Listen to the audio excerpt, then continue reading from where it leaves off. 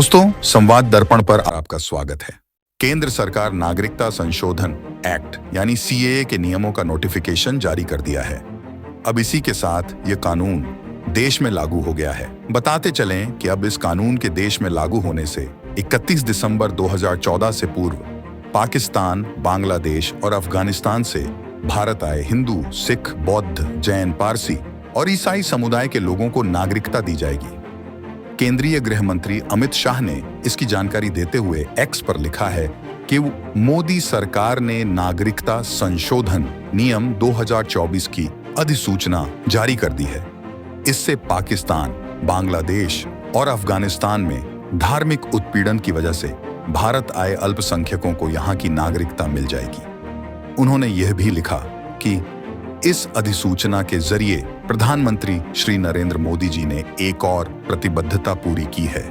इन देशों में रहने वाले सिखों, बौद्धों, जैन, पारसियों और ईसाइयों को संविधान निर्माताओं की ओर से किए गए वादे को पूरा किया है।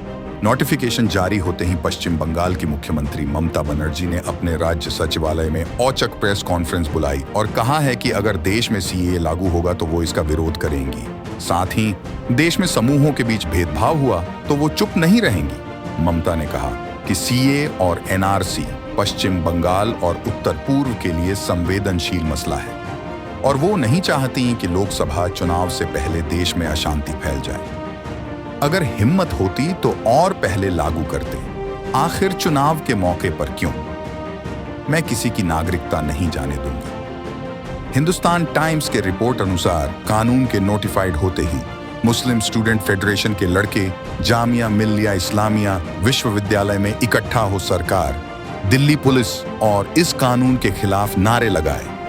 एनएसयूआई के कार्यकर्ता भी कानून का खिलाफत किए हैं।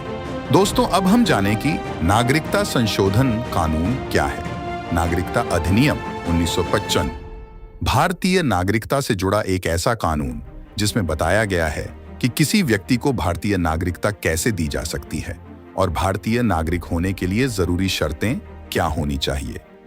इस अधिनियम में पहले भी कई बार संशोधन होने के बावजूद बीजेपी की सरकार ने 2019 में एक बार और इस कानून में संशोधन के लिए विधेयक लाई थी, जिसे नागरिकता संशोधन विधेयक 2019 कहा गया तथा यह बिल दोनों सदनों से पास होकर राष्ट्रपति की दस्तखत के साथ कानून बन गया था, जिसका नोटिफिकेशन जारी हुआ है।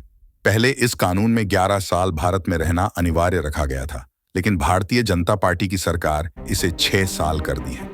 प्रश्न कि विरोध क्यों हो रहा है, तो बताते चलें कि पूर्वोत्तर समेत उत्तर भारत के मुस्लिम समुदाय में यह डर है कि इस कानून को लागू करने के बाद राष्ट्रीय जनसंख्या रजिस्टर एनपीआर लाया जाएगा, जिससे उनकी नागरिकता को खतरा पैदा होगा और वह इसके खिलाफ में प्रदर्शन कर रहे हैं। जिस समय यह कानून संसद से पास हुआ, पूर्वोत्तर राज्यों में आंदोलन तो हुआ ही, देश के राजधानी दिल्ली में भी इसका पुरजोर विरोध किया गया और प्रदर्शनों के दौरान पूर्वी दिल्ली में सांप्रदायिक दंगे भी हुए, जिसमें 50 से अधिक लोगों की मौत हो गई।